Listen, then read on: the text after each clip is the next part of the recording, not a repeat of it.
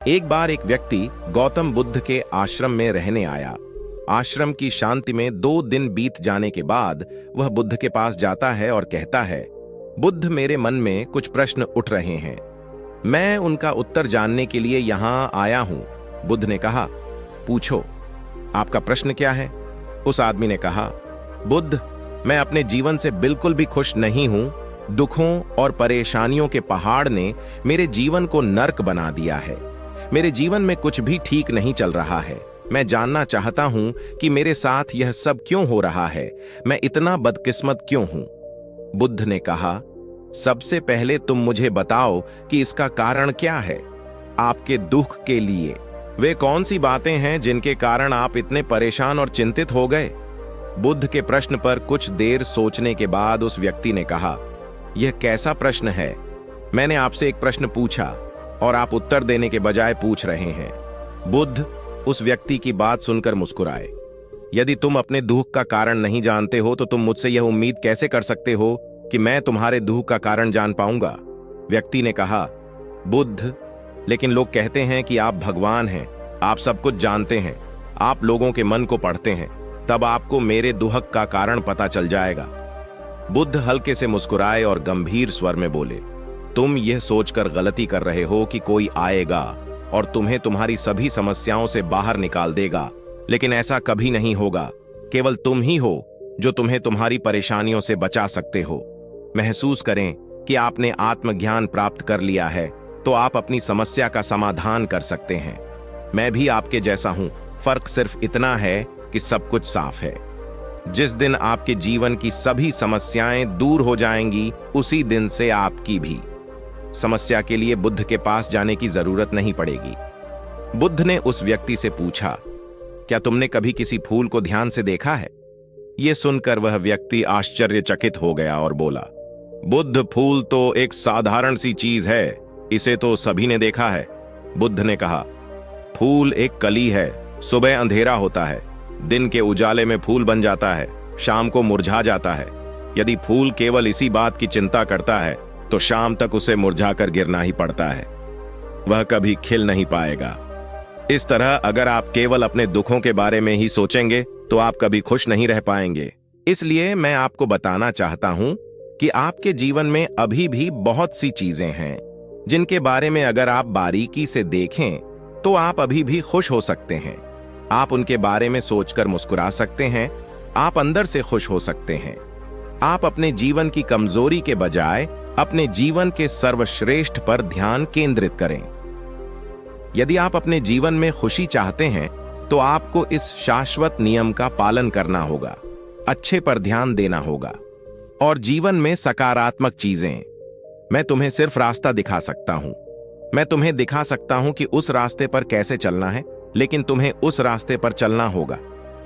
बुद्ध के ऐसे शब्द सुनकर वह आदमी कुछ देर तक शांत बैठा रहा।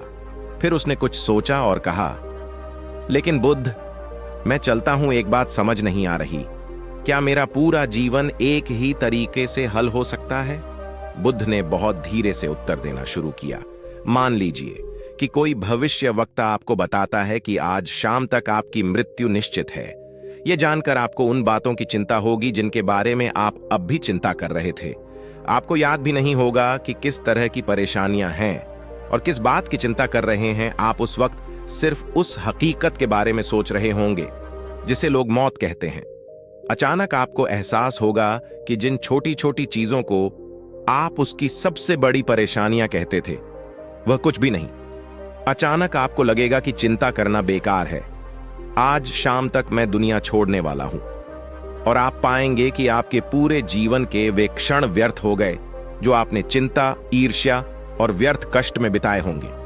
लोग बोलते तो हैं, लेकिन अंदर से कभी स्वीकार नहीं करते कि एक दिन उन्हें भी इस दुनिया से जाना है। उनकी इच्छाएं इतनी प्रबल होती हैं कि वे खुद को अमर मानते हैं। सुख और दुख दोनों ही स्थायी नहीं हैं। यह हमारे कार्यों और विचारों से निर्मित होते हैं।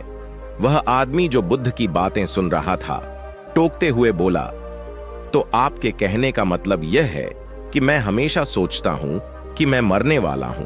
क्या यह सोच मेरी सभी समस्याओं का समाधान कर देगी? नहीं, ऐसा कभी मत सोचिए।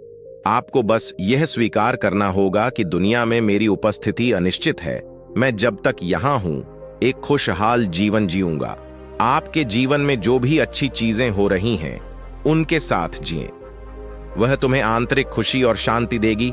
अपना दिमाग ठीक करो और धीरे धीरे तुम्हारे जीवन की सभी समस्याएं समाप्त हो जाएंगी। व्यक्ति के जीवन के अधिकतर दुख उसकी इच्छा से ही उत्पन्न होते हैं, इसलिए आप अपने मन पर नियंत्रण रखें। यदि आप अपने मन का इलाज एक बच्चे के मन की तरह कर सकते हैं तो आपको आंतरिक शांति महसूस होगी। उस व्यक्ति ने कहा कि आपने मन को नियंत्रित करने की बात कही। आप चंचल मन को कैसे नियंत्रित कर सकते हैं? बुद्ध ने कहा कि सबसे पहले तुम्हें सुख और दुख के बीच अंतर समझना होगा। आपको सबसे पहले यह जानना होगा कि आपके लिए खुशी और दुख का क्या मतलब है। इसके बाद अभ्यास के द्वारा अपने मन को इस प्रकार तैयार करना है कि आप न तो खुशी के मौके पर ज्यादा खुश हों और न ही दुखी होने पर ज्यादा दुखी हों। आपको खुद को पूरी तरह से मध्य में रखने का प्रयास करना होगा, जिसे मैं मध्यम मार्ग कहता हूं।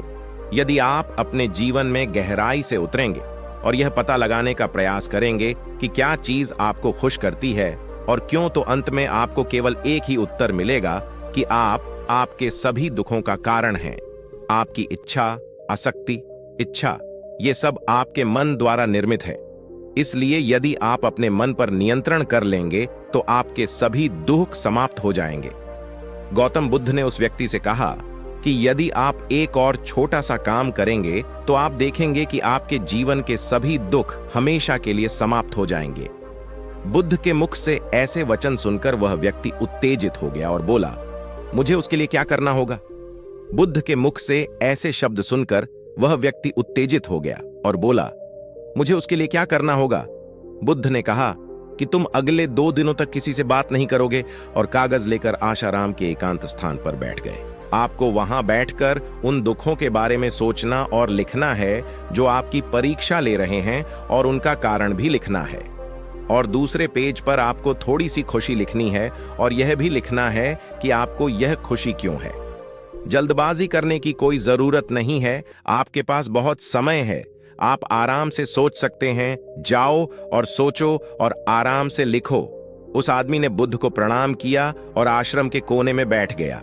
2 दिन बाद वह कुछ लेकर बुद्ध के पास वापस आया, उसके हाथ में कागजात। उसे देखकर बुद्ध ने कहा, सबसे पहले तुम कागज से अपना दुख पढ़कर सुनाओ। व्यक्ति ने सबसे पहले अखबार पढ़ना शुरू किया। मेरे परिवार के सदस्य अमीर हैं, लेकिन मैं गरीब हूं और काम करता हूं। मैं अपने काम में अमीर नहीं हूं और मैं अपने काम में सहज हूं, और मेरी तुलना दूसरों से की जाती है। व्यक्ति ने आगे पढ़ना शुरू किया। दूसरा, मेरे पड़ोस में बहुत से लोगों ने बचत की है, लेकिन मेरे पास बचत के नाम पर कुछ भी नहीं है। इसका पहला कारण यह है कि मैं काम कम जानता हूं, लेकिन खर्च बहुत करता हूं। आज मेरे पास बचत के नाम पर कुछ भी नहीं है। मेरी पत्नी काफी समय से बीमार है और उसकी बीमारी का कारण मैं हूं। मेरी लापरवाही के कारण मैं उसे कभी किसी डॉक्टर के पास नहीं ले गया। मैंने इसे भाग्य पर छोड़ दिया। शायद यह मेरी अपमानजनक इच्छा थी कि अगर मैं बीमारी से मर जाऊं तो मैं एक खूबसूरत महिला से शादी करूंगा। चौथा, मैं मन में फ्री पैसे पाने के बारे में सोचता रहता हूं, परंतु योजना पूरी नहीं होती। मैं दुहक के सागर में डूब जाता हूं, फिर यह दुहक मुझसे सहन नहीं होता और इसका कारण मैं ही हूं। मुझे पता है कि मेरे पास अल्कोहल पीने के लिए पैसे नहीं हैं, फिर भी मैं इसे पीता हूं। मैं अपना दिन खुशी से जीता हूं, लेकिन ऐसा करने में सक्षम नहीं होने पर देखता रहता हूं। बुद्ध, ये मेरे जीवन के सबसे बड़े दुख हैं, और गहराई से सोचने के बाद मैंने पाया कि कई उनमें से मेरे कार्यों और मेरे विचारों के कारण हुआ। ये सुनने के बाद आपने मुझे खुशी का पेपर पढ़कर सुनाया। पिछले 2 दिनों में मैंने जो कुछ भी महसूस किया वैसा मैंने अपने जीवन में कहीं भी अनुभव नहीं किया। पिछले 2 दिनों में मुझे एहसास हुआ कि वास्तविक शांति और आनंद कितना महान है, और मैं इसका अनुभव करके बहुत खुश हूं। मेरी खुशी के कारणों की सूची बहुत लंबी है। इसे पढ़ने और समझने में बहुत समय लगेगा। उस व्यक्ति के मुंह से ऐसी बातें सुनकर वह व्यक्ति मुस्कुराया और बोला, सिर्फ आपके लिए ही नहीं बल्कि हम सभी के लिए कारण एक ही है। वह व्यक्ति अपना बहुत सारा समय बर्बाद करता है। आप दुख का कारण ढूंढने में लगे हैं। हमारा जीवन भी एक तरह से सुख, शांति और आनंद की तिजोरी है। बुद्ध ने उस व्यक्ति से कहा कि खुशी के सभी कारणों को साझा करने की जरूरत नहीं है, तुम उनमें से कुछ का पाठ कर सकते हो। वह व्यक्ति बड़ी मुस्कुराहट के साथ पढ़ने लगा, पहली खुशी, क्योंकि मैं जीवित हूं और दुनिया में रह रहा हूं और मैं स्वस्थ हूं। मेरे माता पिता, एक पत्नी और 2 बच्चे हैं। ऐसे ही मेरे पिता के पास कई अनमोल खजाने हैं, जैसे मेरे माता पिता का प्यार, मेरी पत्नी का प्यार, मेरे बच्चों का प्यार और एक पिता की खुशी। दूसरा कारण यह है कि मैं कड़ी मेहनत कर सकता हूं, मैं कोई भी काम कर सकता हूं, आपकी आय में कोई बाधा नहीं आ सकती और आप अपने परिवार की सभी जरूरतों को पूरा कर सकते हैं। मुझे खुशी है कि मैं एक खुशहाल परिवार बना सकता हूं। मैं अपनी तुलना अपने भाइयों, अपने पड़ोसियों से करता हूं और आपने कृपा करके मुझे मानवता वाला इंसान बनाया है। सभी बुरी आदतों को छोड़कर आप सुखी और खुशहाल जीवन जी सकते हैं। और मेरे लिए सबसे बड़ी खुशी और सौभाग्य की बात यह है कि मुझे एक जगह मिल जाए और जब तक मैं इस दुनिया में हूं, हमारी इच्छा और आसक्ति ही सभी दुखों का कारण है। मैं खुद को जानने की पूरी कोशिश करूंगा और मैंने कभी नहीं किया। जीवित रहे। अब आप अपने परिवार के पास रह सकते हैं। यह जीवन सबके साथ है। आपके जीवन में कोई भी परेशानी आपको घेरने की कोशिश कर सकती है। जीवन अपने आप से कहने के लिए बहुत छोटा है और इस जीवन में आप चिंताओं और दुखों को खुद पर हावी नहीं होने देंगे। शांति से बैठकर उस दुख का कारण जानने का प्रयास करें और यदि मिल जाए तो उसे नष्ट कर दें। इस तरह आप मानसिक शांति और कभी न खत्म होने वाली खुशी पा सकते हैं। दोस्तों, आशा करता हूं कि आपको इस कहानी से बहुत कुछ सीखने को मिला होगा। इस वीडियो में बस इतना ही। मिलते हैं अगली वीडियो में। जब तक अपना ख्याल रखिएगा और चैनल को सब्सक्राइब करके ही जाइएगा।